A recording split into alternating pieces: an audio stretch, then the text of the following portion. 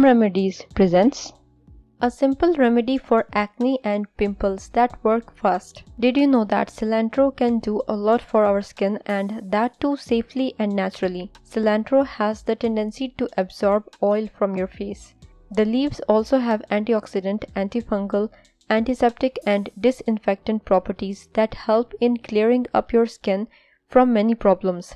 Vitamin C in its leaves helps in maintaining smooth skin. So, how about trying a simple cilantro mask to fight against those stubborn acne and breakouts?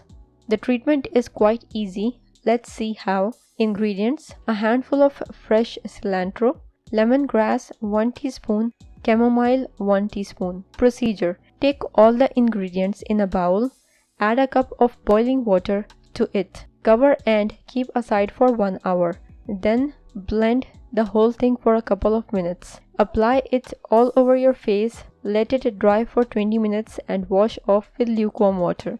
Regular application of this mask will reduce the chances of developing breakouts greatly. Try it and share your comments.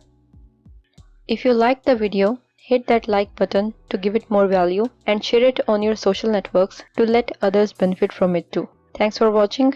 Goodbye.